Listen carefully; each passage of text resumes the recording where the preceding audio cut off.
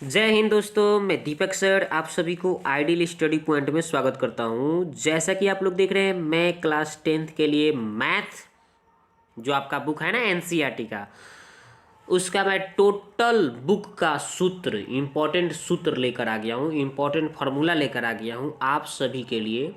जो आपके एग्ज़ाम आया है ना 2022, इसमें ये जो सूत्र है यहाँ से बहुत सारे ऑब्जेक्टिव क्वेश्चन बनने वाले हैं। ठीक है, तो इस सूत्र को शुरू से अंत तक जरूर देखिएगा। ठीक है, और संभव हो तो इसको आप अपने कॉपी में वीडियो को पॉज कर करके लिख लीजिएगा और इसको एक बार दो बार पढ़िएगा, लिखिएगा, ताकि याद हो जाएगा, ताकि यहाँ से सूत्र से रिलेटेड जितने भी ऑब्जेक्टिव क्वेश्चन बनेंगे आप आसानी से बना लेंगे। और आपको पता होनी चाहिए कि बिना सूत्र का आप कोई भी सवाल अच्छी तरह से सॉल्व नहीं कर सकते हैं। बहुत सारा सवाल ऐसा है कि बिना बिना सूत्र का आप नहीं बना सकते हैं, तो इसलिए सूत्र को आपको याद करना बहुत ज़रूरी है। तो चलिए यही देखते हैं शुरू से अंत तक। तो देखिए यहाँ पे कहा गया है, पहला सूत्र क्या है कि यूक्लिड विभाजन प्रमेय का नाम सुने होंगे। यूक्लिड विभाजन एल्गोरिथम प्रमेय का आपने नाम सुना होगा।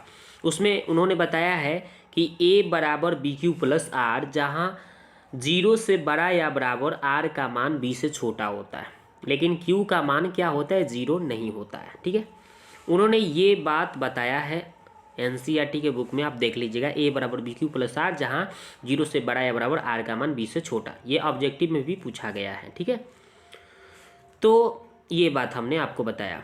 इसी को हिंदी में बोला गया है भाज्य। a को भाज्य कहा गया है, b को भाजक कहा गया है, q को भागफल कहा गया है और r के शेषफल कहा गया है। ठीक है, तो वही हमने हिंदी में भी लिख दिया। और जैसे यूक्लिड विभाजन प्रमेय का सूत्र है वो हमने आपको बता दिया। ठीक है, यहाँ से चाहेंगे तो यहाँ से आप 2-3 सूत्र और बना सकते हैं।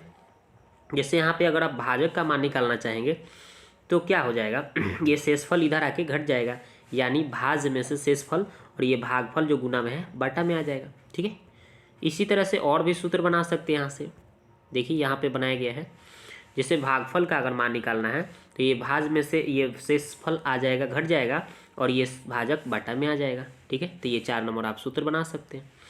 और भी बना सकते हैं, शेषफल निकालना हो तो शेषफल बराबर क्या हो जाएगा, भाज्य में से भाजक आकर घट जाएगा और भाज्य में से क्या हो जाएगा, भाजक और भागफल आकर घट जाएगा, ये शेषफल का सूत्र हो जाएगा। उस वही सूत्र से ये सब सूत्र बनाया गया है। अगला सूत्र देखिए, दो संख्याओं का गुणनफल अगर कहा जाए तो दो संख्याओं का गुणनफल बराबर मौसा गुने लसा होता है, यानी पहली संख्या गुने दूसरी संख्या बराबर मौसा गुने लसा। इसी को हम लोग ऐसे बोलते हैं, ए गुने बी बराबर एचसीएफ गुने एलसीएम, ये भी बोल सकते हैं। ठीक है, यह सूत्र बहुत जरूरी है याद करना आपको। ठीक है, अगला क्वेश्चन देखिए, रैखिक बहुपद का व्यापक रूप देखा जाए तो रैखिक बहुपद का व्यापक रूप क्या होता है, रूप क्या होता है, ए एक्स प्लस बी होता है, जहाँ क्या बताया गया है कि ए का मान जो होता है दोस्तों, ए का मान देखिएगा तो ये ए का मान 0 नहीं होना चाहिए, ए का मान 0 नहीं होना चाहिए। ठीक है, ये बात याद रखिएगा। और एक बात और ये आपको याद रखना है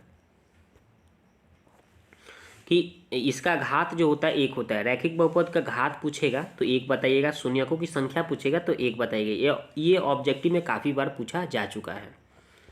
अगला क्वेश्चन, अगला सूत्र देखिए, बताया गया है कि द्विघात बहुपद का व्यापक रूप क्या होगा। तो देखिए बताया गया है a x square plus b x plus c, ये द्विघात बहुपद का व्यापक रूप हो गया, जहाँ ए का मान 0 नहीं होना चाहिए।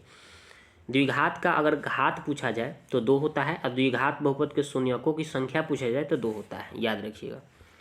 त्रिघात बहुपद का व्यापक रूप क्या होता है, तो देखिए हमने लिख दिया a x cube plus b x square plus c x plus d होता है।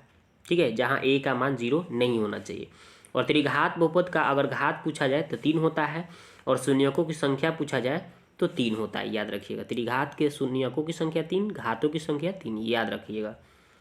चलिए, द्विघात बहुपद ज्ञात करने का सूत्र बताया गया। द्विघात बहुपद के ज्ञात करने का सूत्र, तो देखिए द्विघात बहुपद को ज्ञात करने का सूत्र है a x square minus alpha plus beta into x plus alpha into beta हो जाता है। ठीक है, अब देखिए यहाँ पे बताया गया है कि नोट में याद रखिएगा कि बहुपद के जगह पर यदि समीकरण दे दे तो वहाँ पे आपको केवल 0 लगा देना है।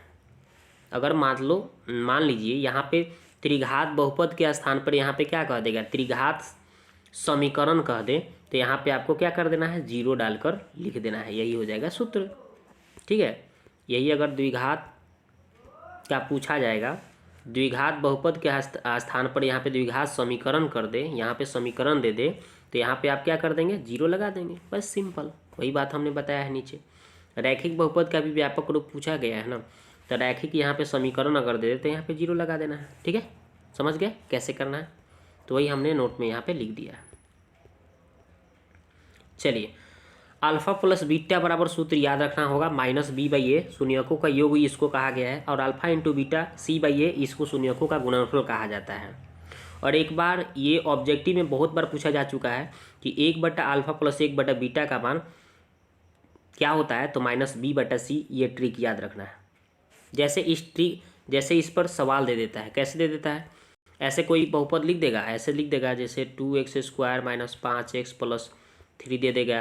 ठीक है, यहाँ पे 2 दे दिया, बराबर 0 लगा दिया, और कहेगा तो इतना हो, इसके शून्य का अल्फा बीटा हो, इसके बोल देगा कि इसके शून्य का अल्फा बीटा हो, तब बोल देगा कि 1/α प्लस 1/बीटा का मान बताइए, 1/α प्लस 1/बीटा का मान क्या होगा। ठीक है, तो क्या सूत्र यहाँ पे बताया गया है, -b/a, -b/c। तो b के स्थान पे देखिए क्या है, 5 है ना, -5 है, और यहाँ पे भी सूत्र में माइनस होता है, तो +5 हो गया, और a के स्थान पे क्या है, 2 है, तो 2 कितना लिख देंगे, इसका आंसर कितना बताएंगे, 5/2। इस तरह से ऑब्जेक्टिव पूछा जा रहा है, तो ये सूत्र आपको ध्यान में रखना है। ठीक है, आगे देखना है, आगे देखते हैं। Alpha plus beta plus gamma बराबर क्या होता है, तो -b/a होता है। ठीक है, और alpha into beta, beta into gamma, और गामा इंटू अल्फा बराबर क्या होता है, c/a, और alpha into beta into gamma बराबर क्या होता है, -d/a, याद रखना है। आगे देखते हैं, ये देखिए, इस चार्ट को बहुत अच्छी तरह से आप याद कर लीजिएगा। ठीक है, डाइजेस्ट कर जाइएगा, चार्ट को चाट जाना है, चार्ट ये जो है ना, इसको चाट जाना है, हर हाल में इसको याद कर लेना है आपको। ये देखिए, मैंने कुछ शर्त बताया है। ठीक है, इस शर्त को आपको बहुत अच्छी तरह से याद कर लेना है, क्योंकि इस पर बहुत सारा क्वेश्चन आते हैं। तो देखिए, a1/a2 not equal to b1/b2। ठीक है, और इसके बाद कुछ भी हो, c1/c2 हो, ठीक है, बराबर हो चाहे 9 बराबर हो, उससे कोई बहस नहीं है। तो a1/a2 not equal to b1/b2, ये अगर होगा तो यहाँ पे इसका हल पूछेगा, तो अद्वितीय हल बताइएगा। क्या बताइएगा, अद्वितीय हल। ठीक है, यानी कि केवल एक हल, अद्वितीय मतलब इससे दूसरा नहीं, सिर्फ एक ही हल होता है। युग्म पूछेगा तो संगत बताना है, हल हो रहा है तो संगत होगा। रेखा पूछेगा तो प्रतिच्छेदी, और समीकरण पूछे तो अविरोधी। ठीक है, 1 2 3 4 चीज़ आप सीख गए। यहाँ देखिए, a1/a2 बराबर b1/b2 not equal to c1/c2 अगर दे देता है तो इसका कोई हल नहीं होता है। असंगत, जब हल ही नहीं होगा तो क्या होगा, असंगत हो जाएगा।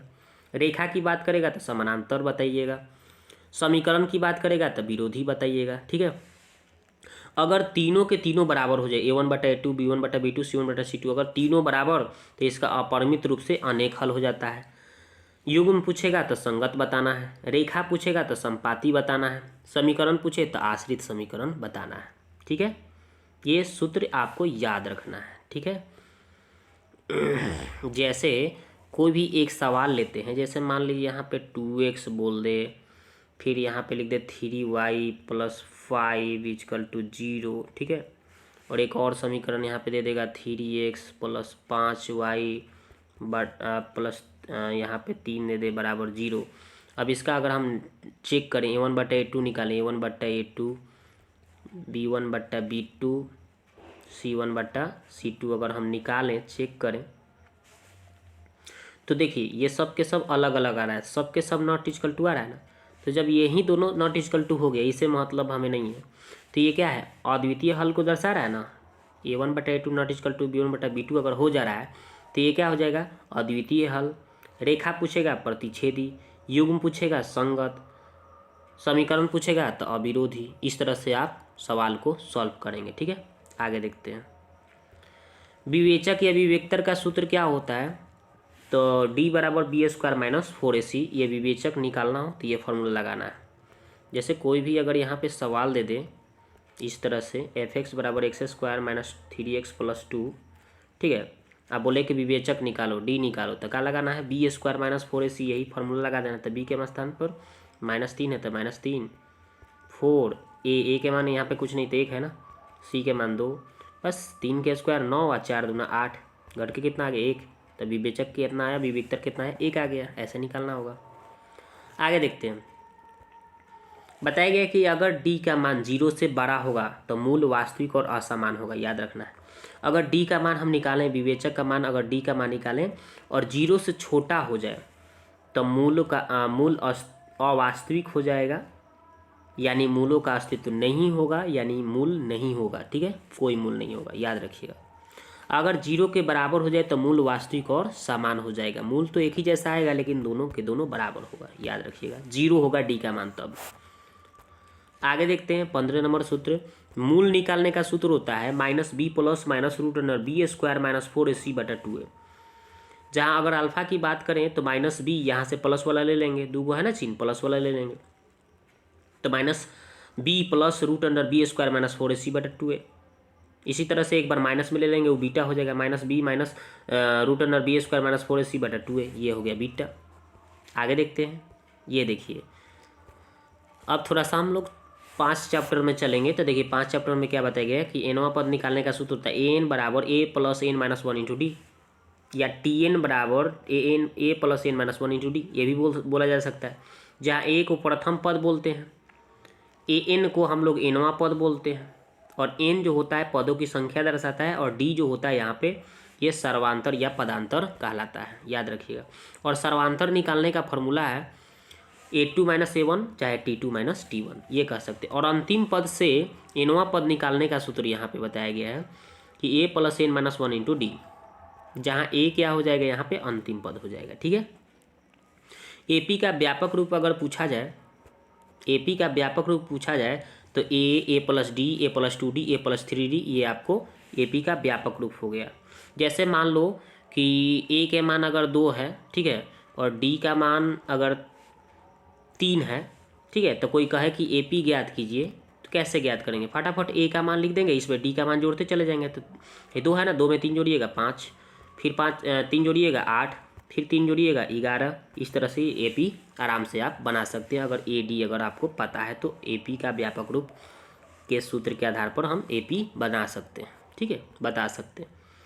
पदों का योग निकालना हो तो बस SN बराबर n/2 2a plus n minus 1 into D सूत्र लगा देना है, या फिर n/2 a प्लस अंतिम पद अगर पता हो an तो a प्लस an भी हो जाता है। नोट में SN के जगह पे S भी लिखा जा सकता है। SN बराबर होता है n/2 a प्लस TN भी कहा जा सकता है, a प्लस L भी कहा जा सकता है। ये देखो इस तरह से सूत्र को लिखा जा सकता है।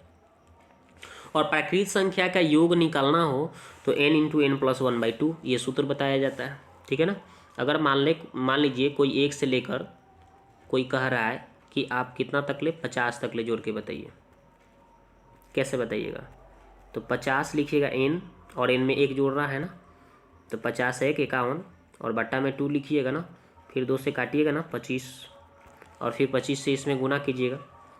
ठीक है, तो 25 से कम 25, सब 25 बचे, कितना हो जाएगा 125, तो कितना हो जाएगा, इसको जोड़िएगा तो 5 7 1200 कितना हो जाएगा 75, इसका आएगा 1275 आ जाएगा। ठीक है, तो इस तरह से आसानी से जोड़ सकते हैं ना सूत्र के आधार पे। आगे देखते हैं, चतुर्थांश की चर्चा किया जा रहा है। तो चतुर्थांश की नॉलेज आपको होना चाहिए। कोई भी बिंदु जो होता है एक्स वाई के रूप में रहता है, याद रखिएगा।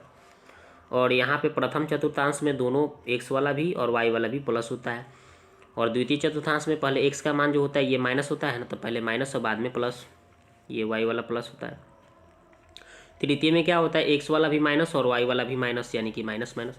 चतुर्थ में क्या होता है, एक्स वाला प्लस और वाई वाला माइनस, यानी प्लस माइनस। ठीक है, तो यहाँ से आपका ऑब्जेक्टिव क्वेश्चन बनता है तो आसानी से बताया जा सकता है। जैसे यहाँ पे देखिए, यहाँ पे उदाहरण, जैसे मान लीजिए बोल देगा कोई कि 4 है और -3 है, ये किस पाद में है, किस चतुर्थांश में है। तो देखिए पहले प्लस है बाद में माइनस है, पहले प्लस है बाद में माइनस है, देखिए किस, तो देखिए पहले प्लस और बाद में माइनस, यानी चतुर्थ पाद में हो जाएगा। किस में होगा, चतुर्थ में। अगर कोई बोल देगा -3 किस चतुर्थांश में है, चाहे किस पाद में है, तो देखिए दोनों माइनस माइनस है ना, किस में है, दोनों दोनों माइनस माइनस, तो तृतीय में है। तो इस तरह से आप बता सकते हैं। तो ये आपको नॉलेज होना चाहिए। देखिए तो यहाँ पे -4 और 3 किस चतुर्थांश में है, तो देखिए पहले माइनस बाद में प्लस द्वितीय में है। आप देख सकते हैं यहाँ पे पहले माइनस बाद में प्लस द्वितीय में है कि नहीं, है ना। देखिए यहाँ पे इस तरह से, तो इस तरह से ऑब्जेक्टिव पूछेगा तो आप आसानी से बना लेंगे। चलते हैं आगे। देखिए क्षैतिज रेखा को एक अक्ष, ऐसे जैसे ग्राफ खींचा जाता है तो ये क्षैतिज, जैसे ये क्षैतिज हो गया, इसको हम एक्स अक्ष कहेंगे, एक्स नियामक भी बोल सकते हैं, एक्स निर्देशांक भी बोल सकते हैं, या भुज भी कह सकते हैं। एक्स वाले को सिर्फ इसको बोले हैं, ठीक है ना। इसका कितना नाम बताया, एक्स अक्ष, एक्स नियामक, एक्स निर्देशांक या भुज, ठीक है। आगे देखते हैं 23 नंबर। देखिए उदग्र वाला जो रेखा होता है, यानी जो ऐसे है, ये उदग्र है। तो देखिए उदग्र वाला ये जो रेखा है इसको हम क्या बोल सकते हैं, वाई अक्ष कह सकते हैं, वाई अक्ष, वाई नियामक भी कह सकते हैं, वाई निर्देशांक भी कह सकते हैं, या कोटि कह सकते हैं, ठीक है। चलते हैं आगे। मूल बिंदु, मूल बिंदु किसको बोलते हैं, तो जिस बिंदु पर क्षैतिज यानी एक्स अक्ष और उदग्र रेखा यानी वाई अक्ष प्रतिच्छेद करती है उसे मूल बिंदु। जैसे देखिए इस बिंदु पर दोनों रेखा प्रतिच्छेद कर रहा है ना, एक्स अक्ष वाई अक्ष, इसको हम लोग क्या बोलेंगे, मूल बिंदु कह देंगे। क्या कहेंगे, मूल बिंदु, ठीक है। आगे बढ़ते हैं। और मूल बिंदु का निर्देशांक कितना होता है, 0 0 होता है। मूल बिंदु है, हो गया ना, इसका निर्देशांक कितना होता है, 0 0, ठीक है, याद रखिएगा, पूछा गया है ऑब्जेक्टिव में। आगे देखते हैं। बोला गया है कि यदि पी एक्स वाई के रूप में है, अगर मान लीजिए कोई बिंदु पी एक्स वाई है, तो एक्स को भुज कह देंगे हम, ये एक्स वाले मान को भुज और वाई वाले मान को हम लोग कोटि कह देंगे, ठीक है, याद रखेंगे। जैसे यहाँ पे देखिए एक एग्जाम्पल हम लिए हैं, तो यहाँ पे देखिए भुज कितना है, 5 है, एक्स वाले मान को भुज कहेंगे, 5 भुज हो गया, और वाई वाला मान जो है कोटि है, यानी 4 कोटि हो गया, ठीक है। आगे बढ़ते हैं।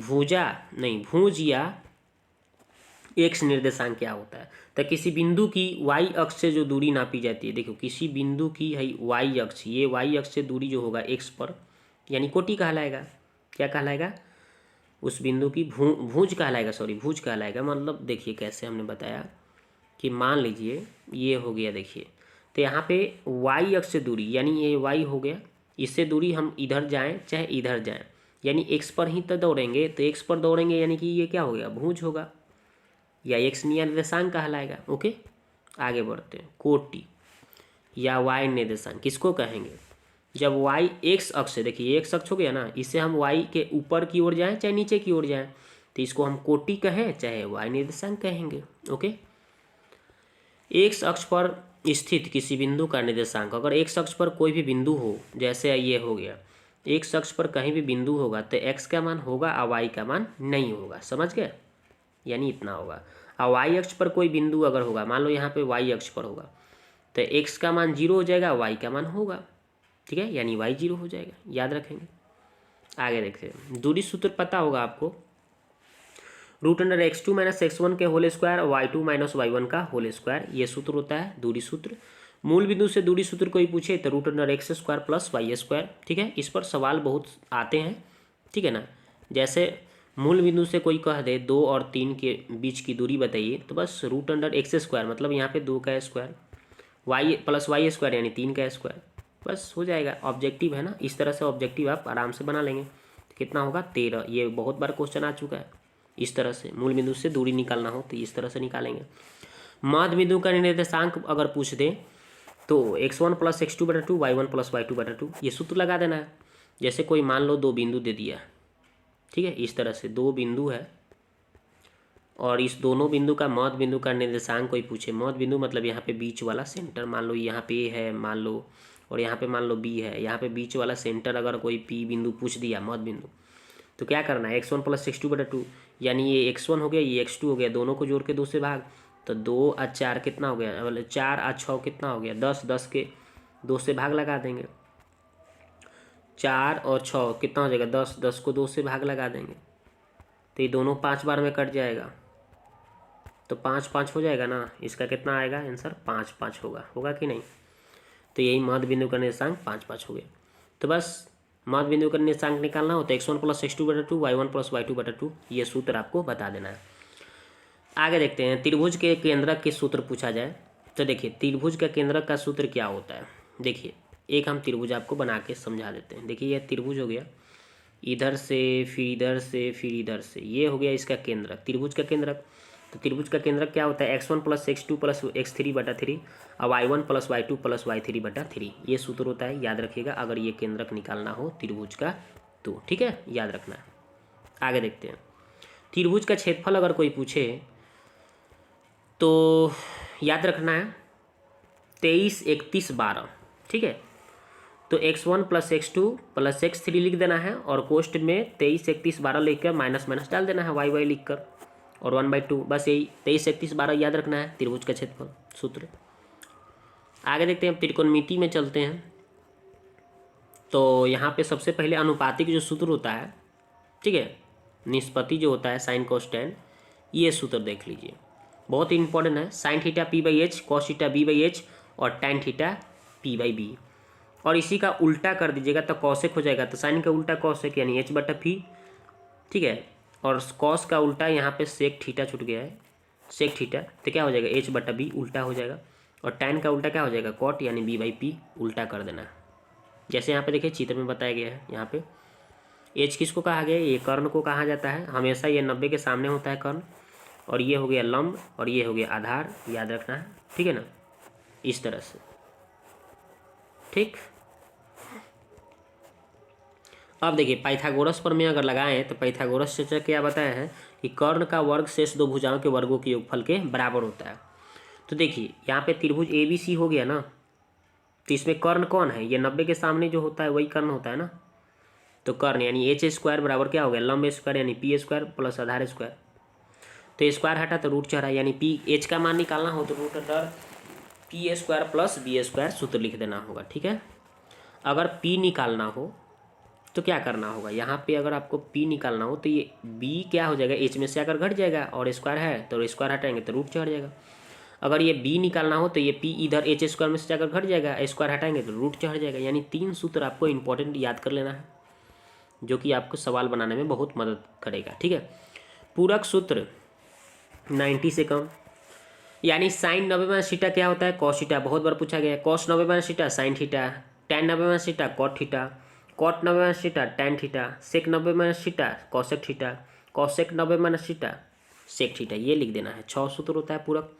सारणी मान में आते हैं। सारणी मान देखिए यहाँ पे देख लीजिए, तो सारणी मान में क्या करना है, साइन 0 का मान 0, साइन 30 का मान 1/2, साइन 45 का मान 1/√2, साइन 60 का √3/2, साइन 90 का मान 1, कॉस 90 1, कॉस 30 √3/2, इसका उल्टा कर देना है। और कॉस 45 1/√2 और कॉस 60 1/2 और कॉस 90 0, ठीक है, ये हो गया। अब देखिए टैन का अगर लिखना है तो क्या करना है, साइन बटा कॉस वाला हो जाता है, तो देखिए साइन बटा कॉस कर देते हैं तो हो जाता है टैन, यानी 0 में 1 से भाग देंगे तो 0 हो जाएगा।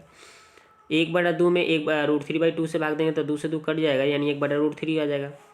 और 1/√2 में 1/√2 से भाग करेंगे तो 1 आ जाएगा, और इसमें भाग करेंगे तो 2 से 2 कट के यानी √3 आ जाएगा।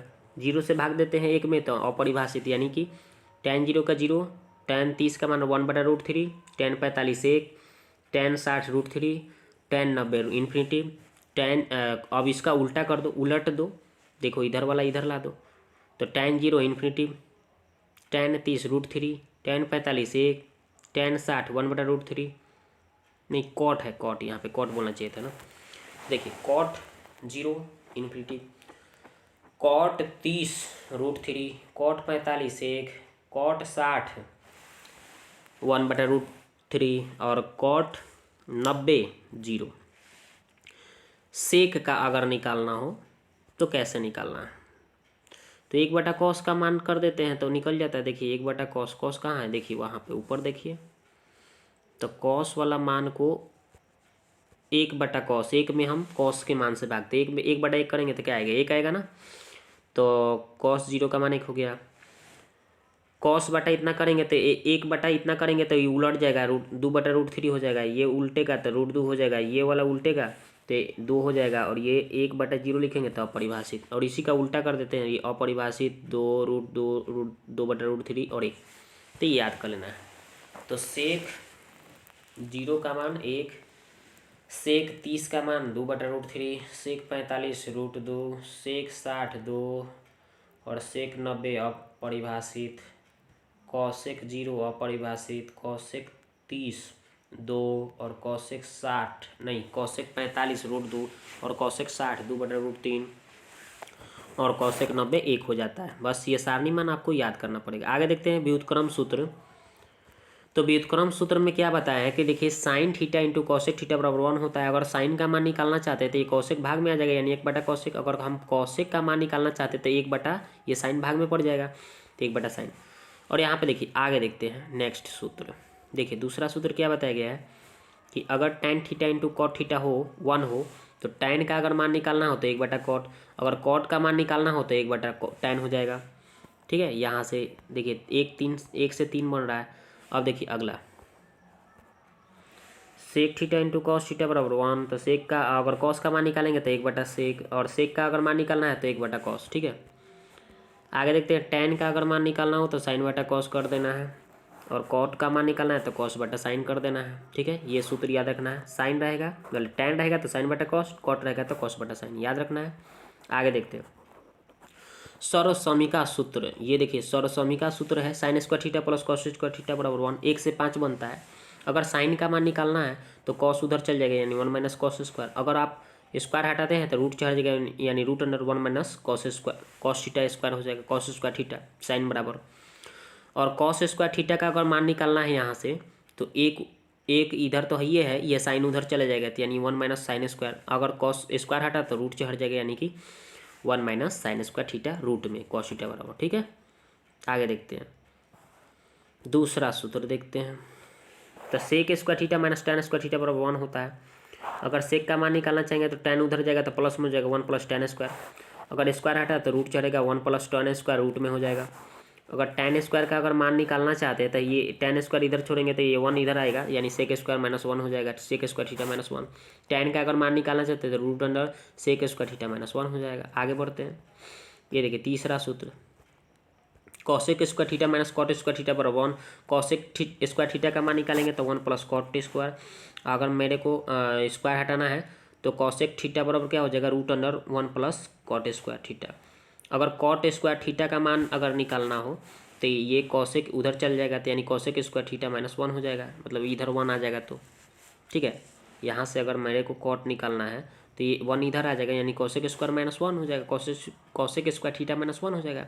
स्क्वायर अगर हटाएंगे तो रूट चढ़ जाएगा, तो √अंडर कॉसेक स्क्वायर थीटा -1 हो जाएगा। ठीक है, आगे बढ़ते हैं। देखिए यहाँ तक ले तो हो गया। अब देखिए दो ठो एक्स्ट्रा सूत्र बता रहा हूँ, ये ऑब्जेक्टिव में बहुत बार पूछा गया है कि 1 + tan स्क्वायर थीटा बटा 1 + cot स्क्वायर थीटा अगर पूछता है तो इसका आप tan स्क्वायर बता देना।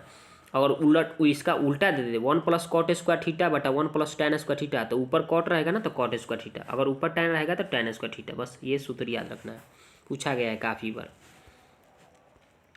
त्रिकोणमिति में देखा जाए तो पाई का मान हमेशा आपको कितना लेना है, 180 लेना है, याद रखिएगा। चूँकि पाई का मान 180 भरेंगे, 2 से भाग लगाएंगे तो 90 हो जाएगा, π/2 90, π/3 3 से काटेंगे ना 100 तो 30 36 18 60 हो जाएगा।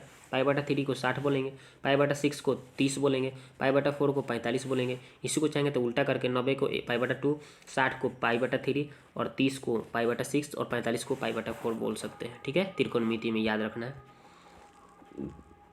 अब थोड़ा सा वृत्त से रिलेटेड कुछ ऑब्जेक्टिव जो आते हैं, तो देखिए यहाँ पे बताया गया है कि किसी वृत्त पर अनंत स्पर्श रेखाएं खींची जा सकती है। यहाँ पे देखिए वृत्त है, बहुत सारे बिंदुओं से मिलकर बना होता है ना एक वृत्त जो एक वृत्त होता है अनंत बिंदुओं का समुच्चय होता है। ऑब्जेक्टिव में भी पूछा जा सकता है, तो अनंत बिंदु का समुच्चय है तो अनंत इस पे स्पर्श रेखाएं खींची जा सकती हैं। तो एक वृत्त पर अनंत स्पर्श रेखाएं खींची जा सकती है, पहला बात। दूसरा बात, वृत्त के एक बिंदु से होकर केवल एक ही स्पर्श रेखाएं खींची जा सकती है। देखिए वृत्त हो गया, अगर एक बिंदु पर देखा जाए तो वृत्त के एक बिंदु पर सिर्फ एक ही स्पर्श रेखा आप खींच सकते हैं, याद रखिएगा। अगला बात, वृत्त के किसी बाह्य बिंदु से केवल 2 स्पर्श रेखाएं खींची जा सकती हैं। हाँ, यहाँ पे अगर वृत्त है और यहाँ पे एक बाह्य बिंदु है तो वृत्त से के बाहर बाह्य बिंदु से केवल कितने, तो 2 स्पर्श रेखाएं खींची जा सकती है, याद रखना है। ठीक है, आगे देखते हैं। वृत्त के बाह्य बिंदु से खींची गई स्पर्श रेखाओं की लंबाइयाँ बराबर होती है। हाँ, ये भी बात याद रखना है कि एक वृत्त है, वृत्त के बाह्य बिंदु से स्पर्श रेखाएं जो खींची जा रही है इसकी लंबाइयाँ हमेशा बराबर होती है। अगर ये 8 दे दिया तो ये भी 8 ही होगा, याद रखिएगा। ठीक है, ये बात हो गया। वृत्त के 2 बिंदु पर प्रतिच्छेद करने वाले रेखा को छेदक रेखा कहते हैं। तो देखिए, भाई वृत्त हो गया, वृत्त के यहाँ पे 2 बिंदु पर प्रतिच्छेद करने वाले रेखा जो जा रहा है इसको हम छेदक रेखा कहते हैं। आगे देखते हैं। वृत्त के एक बिंदु से होकर जाने वाले रेखा को स्पर्श रेखा कहा जाता है। हाँ, ये बात तो हो गया। यहाँ पे देखिए वृत्त हो गया, यहाँ पे वृत्त के एक बिंदु से जो होकर रेखा गुजरेगा उसको स्पर्श रेखा कहेंगे। आगे देखिए, किसी भी वृत्त पर 2 समानांतर रेखाएं खींची जा सकती है। माने कोई भी अगर वृत्त हो उस पर समानांतर रेखा खींचने की बात हो तो 2 स्पर्श समानांतर रेखाएं खींची जा सकती है। या तो इधर से खींच सकते हैं और नहीं तो आप इधर से भी खींच सकते हैं। तो सिर्फ कितना, तो 2 ही समानांतर स्पर्श रेखाएं खींची जा सकती है एक वृत्त पर। ऑब्जेक्टिव में पूछा गया है। वृत्त के व्यास वृत्त के सबसे बड़ी जीवा कहलाती है। ये भी बात याद रखना। ये वृत्त हो गया और वृत्त के जो केंद्र से होकर जो गुजरता है उसको वृत्त का व्यास कहा जाता है और ये वृत्त के सबसे बड़ी जीवा भी कहलाता है, याद रखिएगा। ठीक है, अगला देखते हैं सूत्र। वृत्त के किसी बाह्य बिंदु से, अगला क्या बताया गया कि वृत्त के किसी बिंदु पर स्पर्श रेखा स्पर्श बिंदु से जाने वाले त्रिज्या पर लंब होती है। ये भी बात सही है। ये जैसे वृत्त बनाया हमने और यहाँ पे जैसे यह स्पर्श रेखा गुजर रहा है तो ये स्पर्श बिंदु से जो यहाँ पे केंद्र से होकर जो इस तरह से आप त्रिज्या जो होता है डाला, ये त्रिज्या जो बताया जा रहा है ये त्रिज्या क्या हो जाएगा, लंब दर्शाता है, यानी 90 का कोण बनाता है। याद रखिएगा कि बाह्य बिंदु पर वृत्त के किसी बिंदु पर स्पर्श रेखा से जाने वाली ये त्रिज्या जो होती है वो लंब होती है, याद रखिएगा। 90 बनाता है कोण। आगे बढ़ते हैं। वृत्त देखिए, एक हमने वृत्त बनाया जिसका त्रिज्या r है, तो वृत्त का क्षेत्रफल πr²। वृत्त का परिधि कोई पूछे 2πr। वृत्त का व्यास कोई पूछे तो व्यास, वृत्त के कोई त्रिज्या पूछे तो व्यास क्या था, यानी व्यास बटा 2। वृत्त के कोई व्यास पूछे तो 2 गुने r यानी 2 गुने त्रिज्या, ये सूत्र होता है, याद कर लीजिएगा। ठीक है, वृत्त से रिलेटेड ये 4 सूत्र इंपॉर्टेंट आपके लिए। चलते हैं आगे। अर्धवृत्त का क्षेत्रफल कोई पूछे तो क्या बता देना आपको, 1/2 πr²। मतलब वृत्त जो पूरा वृत्त का πr² होता है ना तो उसको आधा कर देंगे, यानी 1/2 πr² हो जाएगा। अर्धवृत्त का परिधि कोई पूछता है तो देखिए अर्धवृत्त का परिधि जो होता है इस तरह से, ये जो है बन रहा है ये इसका πr हो जाएगा, इसका इतना का होगा πr, और ये जो खींचा जा रहा है इसका हो जाएगा 2 गो त्रिज्या है ना, यहाँ से यहाँ तक एक त्रिज्या r और यहाँ से यहाँ तक त्रिज्या r, यानी 2r होता है। ठीक है ना, तो इसका 2r है, ये πr यानी πr प्लस 2r हो जाएगा ना, ये हो जाएगा अर्धवृत्त का परिधि। चतुर्थांश का क्षेत्रफल कोई पूछे तो 1/4 πr² बताइएगा। त्रिज्यखंड का क्षेत्रफल कोई पूछे तो θ/360 πr² बताना है। देखिए त्रिज्यखंड हमने एक बनाया है चित्र। त्रिज्यखंड के चाप की लंबाई कोई पूछता है तो θ/360 2πr, ये आपको बताना है। लघु वृत्तखंड का कोई सूत्र पूछता है तो θ/360 πr² - 1/2 r² sin θ बताना है। देखिए लघु वृत्तखंड और दीर्घ वृत्तखंड की बात यहाँ पे देखिए, ये छोटा वाला जो भाग है ना ये लघु वृत्तखंड है और ये ऊपर वाला जो बड़ा भाग बच रहा है उसको दीर्घ वृत्तखंड बताइएगा। ठीक है, आगे बढ़ते हैं। दीर्घ वृत्तखंड का अगर क्षेत्रफल निकालना हो तो कैसे निकलेगा, ये देखिए जैसे वृत्त हो गया, यहाँ से हम एक बना दे रहे हैं, यहाँ पे 2 भागों में बांट रहे हैं, तो एक छोटा है, देखिए यहाँ पे ये लघु वृत्तखंड हो गया और ये ऊपर वाला है दीर्घ वृत्तखंड। तो अगर दीर्घ वृत्तखंड का ये बड़ा वाला का निकालना है तो पूरे वृत्त में से ये लघु वाला हटा देंगे तो दीर्घ वृत्तखंड का निकल जाएगा, यानी वृत्त के क्षेत्रफल में से लघु वृत्तखंड के क्षेत्रफल घटा देंगे तो दीर्घ वृत्तखंड का क्षेत्रफल निकल जाता है। अब देखते हैं घन का आयतन। घन का आयतन क्या होता है, a क्यूब, भुजा का क्यूब मतलब a क्यूब हो गया। घन का विकर्ण √3 होता है। घन का पृष्ठ क्षेत्रफल 6a² होता है। इसी में याद रखिएगा घन में फलक कितने होते हैं, सतह, माने घन में सतह कितने तो 6 गो, सतह 6 गो, किनारा 12 गो, शीर्ष कोण मतलब 8 गो। वो घन के सतह कितने होते हैं 6, किनारा 12, फलक 8, याद रखना, ये एक्स्ट्रा सीख लीजिए। ठीक है, आगे बढ़ते हैं। और घन कैसा होता है तो वर्गाकार होता है, ये भी बात याद रखिएगा। घन कैसा होता है, वर्गाकार होता है। ठीक है, अब घनाभ में चलते हैं। घनाभ कैसा होता है? आयताकार, जैसे ईंटा देखे होंगे आप, ईंट वैसा आयताकार होता है। तो घनाभ का आयतन L गुने B गुने H होता है। घनाभ का पृष्ठीय क्षेत्रफल 2 into LB plus BH plus HL होता है। घनाभ का विकर्ण √L² plus B² plus H² होता है।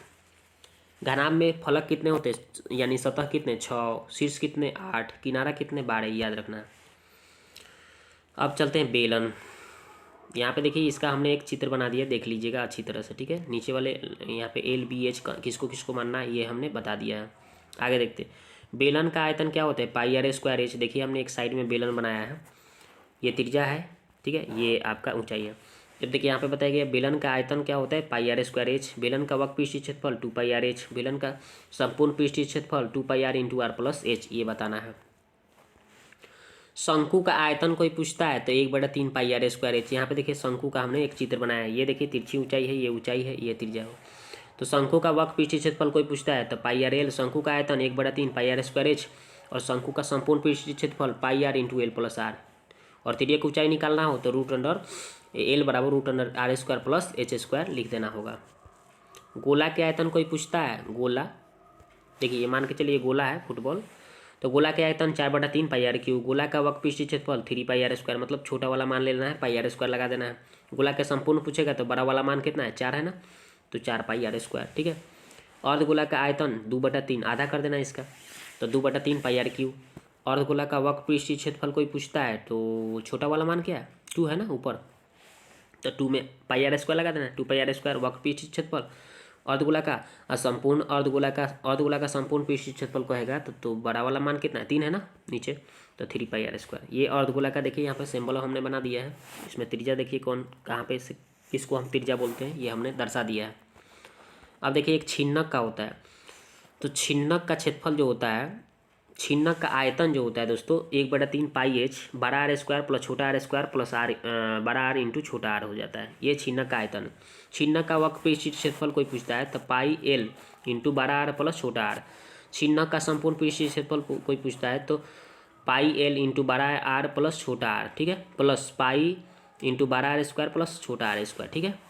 अगर l यानी तिरछी की ऊंचाई निकालना है तो √12r में से छोटा r का स्क्वायर कर देना है, होल स्क्वायर प्लस h² कर देना है, ठीक है। अब चलते हैं सांख्यिकी में चलते हैं। माध्य माध्यक बहुलक आप पढ़े होंगे, तो माध्य निकालने का फॉर्मूला बताया गया है σfx बटा σf या σfi बटे σfi, ठीक है, σfi इंटू fi बटा σfi, ठीक है। और 7-8 में पढ़े होंगे कि कुल प्रेक्षणों का योग बटा कुल प्रेक्षणों की संख्या, पढ़े हैं ना।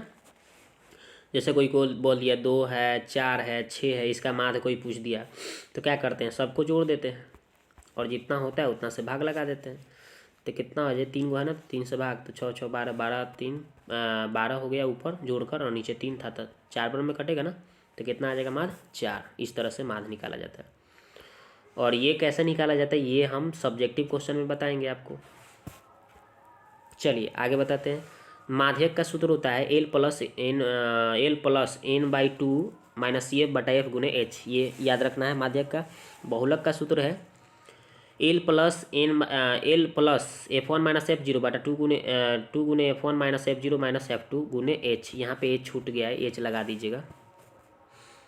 देखिए यहाँ पे H छूट गया है, H लगा देना है, ठीक है, H। आगे बढ़ते याद रखेंगे। अब देखिए माध्य माध्यक बहुलक के बीच संबंध सूत्र जो होता है दोस्तों, क्या होता है? बहुलक बराबर होता है 3 गुने माध्यिका माइनस 2 गुने माध्य, ठीक है, याद रखना है। प्रायिकता निकालने का सूत्र क्या है? प्रायिकता निकालने का सूत्र बताया गया है कि NE बटा NS, ठीक है, यानी जो घटनाएं घटती है ऊपर लिखना है, कुल संभावना को नीचे लिख देना है। जैसे एक सिक्का को फेंका जाता है, चीत आने की प्रायिकता, तो सिक्का में कुल संभावना 2 होता है और चीत एक घटना हो गया तो 1/2 पट आएगा। मतलब चीत आने की प्रायिकता पूछे तो 1/2, चाहे पट आने की प्रायिकता पूछे तो उसका भी 1/2 ही होता है, ठीक है। आगे देखते हैं। आगे बताया गया है प्रायिकता होने या प्रायिकता नहीं होने के घटनाओं का योग कितना होता है? 1 होता है, याद रखेंगे। P प्लस P डैश बराबर 1। प्रायिकता का मान 0 से बड़ा या बराबर 1 लेकिन 1 से छोटा होता है, याद रखेंगे। प्रायिकता का हमेशा मान 0 से लेकर 1 के बीच होता है, चाहे 0 और 1 होता है, ठीक है। इसके इधर अगर जीरो के इधर आते हैं यानी माइनस में कोई अंक बोल दे, जैसे -7 बोल दे, तो ये प्रायिकता नहीं है, याद रखेंगे। चाहे कोई 5 बोले प्रायिकता है तो नहीं है। 1 0 हो सकता है, नहीं तो इसके बीच में कोई भी अंक दशमलव में। ठीक है, आगे देखते हैं। निश्चित या संभव घटना की प्रायिकता कोई पूछे तो 1 बताना है। अनिश्चित या असंभव घटना की प्रायिकता कोई पूछे तो 0 बताना है। प्रायिकता होने या प्रायिकता नहीं होने के घटनाओं का योग कोई पूछता है तो 1 बताना है। वर्ग का क्षेत्रफल कोई पूछता है तो क्या बताना, a² बताना है, यानी भुजा स्क्वायर। ठीक है, इसमें कुछ स्पेस बच गया तो ये भी लिख दिया हूँ। ठीक है, इसको भी कभी कभी पूछता है।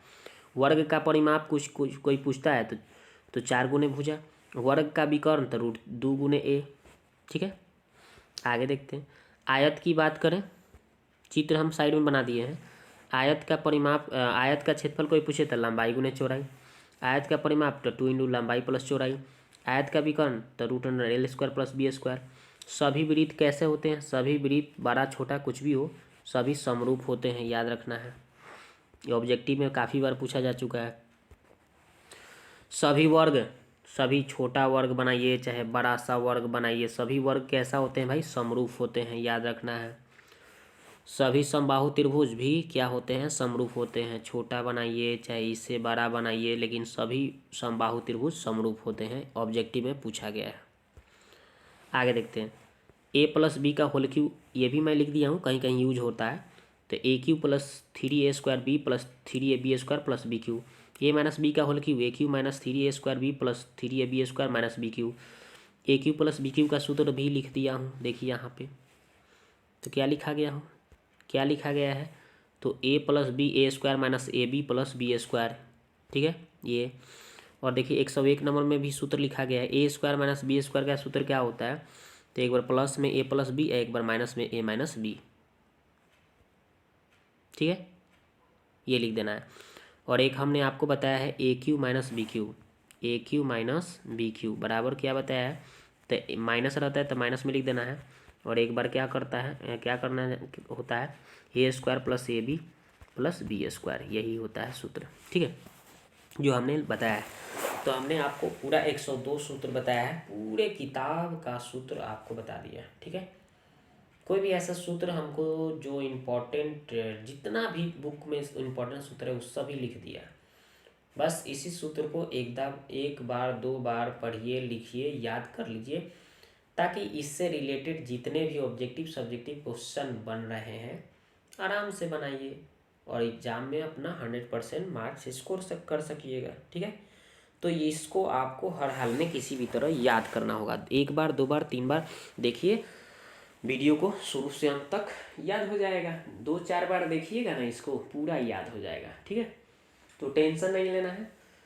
तो इसको अपने दोस्तों में ज़रूर शेयर कीजिएगा, ताकि आपके भी दोस्त इसको सीखें, जानें और अपने एग्ज़ाम में कुछ अच्छा करें।